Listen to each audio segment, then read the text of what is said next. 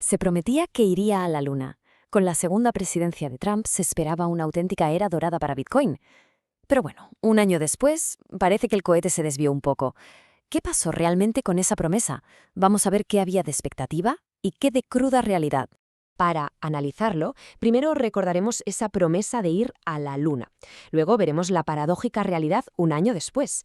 Entraremos a analizar los factores externos, como la geopolítica y la inteligencia artificial, para luego ir más allá del ruido mediático. Y para terminar, nos haremos la gran pregunta: ¿y ahora? Muy bien, pues vamos al lío. Viajemos un momento en el tiempo, a enero de 2025. En el mundo de las criptomonedas, el ambiente era eléctrico. El optimismo se podía palpar. La investidura se vería como el pistoletazo de salida definitivo. La narrativa era muy clara. Con un presidente que en teoría apoyaba las criptomonedas, muchísima gente esperaba que el precio de Bitcoin no solo subiera, sino que se disparara a niveles nunca vistos. Y por un momento, la profecía pareció cumplirse. El 20 de enero de 2025, justo el día de la investidura, Bitcoin tocó un nuevo máximo histórico: $109.114. Esa cifra fue la cima de la euforia colectiva. Vale, ahora volvamos al presente, un año después. Dejamos atrás la euforia de 2025 y aterrizamos en la situación real a día de hoy. Hoy, 20 de enero de 2026, el precio de Bitcoin está rondando los $90.500. A ver, que no está nada mal, claro, pero es una caída importante desde aquel pico de optimismo. El dato clave es este: representa un descenso del 17% desde aquel máximo del día de la investidura. Una caída bastante notable que desde luego pilló a muchos con el pie cambiado. Y ojo, que no fue solo un problema de Bitcoin, ¿eh? Todo el mercado de criptomonedas se resintió. Su valor total cayó de 3,36 billones de dólares a 3,14 billones, en solo un año. Y aquí llega la pregunta del millón. Con un entorno político que se suponía que era el ideal y con un optimismo por las nubes, ¿por qué el precio no solo no subió, sino que cayó? ¿Qué fuerzas entraron en juego para que pasara esto? Para responder a esa pregunta, tenemos que levantar la vista del mundo cripto. Hay que analizar una serie de factores externos que estuvieron presionando muchísimo al mercado durante todo el 2025. Es que Bitcoin se encontró, de repente, con una tormenta perfecta. Por un lado, muchísima incertidumbre geopolítica, con tensiones por la compra de Groenlandia y amenazas de aranceles a Europa. Y por otro, una competencia brutal.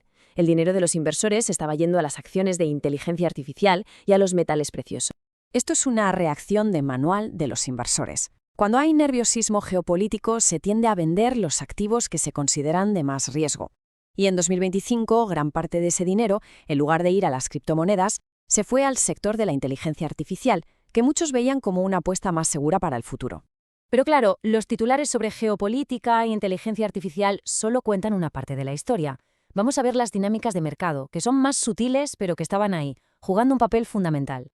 Los analistas creen que lo que le pasó a Bitcoin en 2025 se describe a la perfección con este fenómeno superclásico del mercado. La euforia por la investidura hizo que el precio subiera antes del evento. Una vez que ocurrió, pues muchos de los que habían comprado recogieron sus ganancias, y eso, claro, provocó la caída del precio. Esta cita de un analista lo clava porque capta la paradoja tan bestia que se vivió ese año. Las noticias eran súper positivas: más aceptación, más claridad en la regulación, pero la acción del precio contaba una historia completamente distinta. Esta metáfora es genial porque explica muy bien lo que estaba pasando.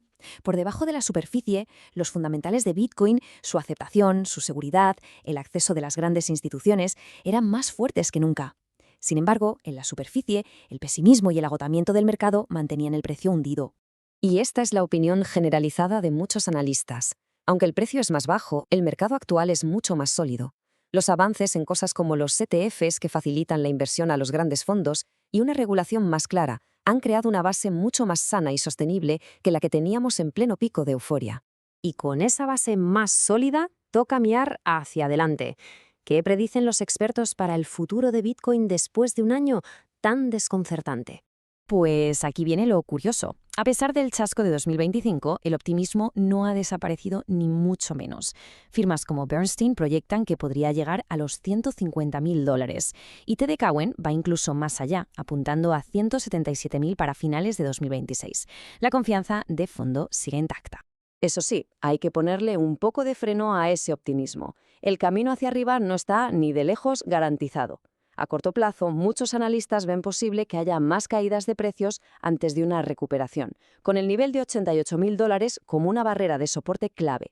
Y esta es, quizá, la lección más importante que nos deja el último año.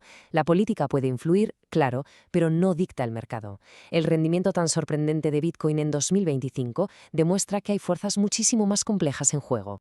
Así que nos queda una pregunta en el aire. ¿Fue 2025 el año en que Bitcoin dejó de ser ese adolescente impulsado por la euforia para empezar a madurar? ¿O simplemente fue el primer aviso de que los verdaderos desafíos, que son más complejos y globales, no han hecho más que empezar? El tiempo lo dirá.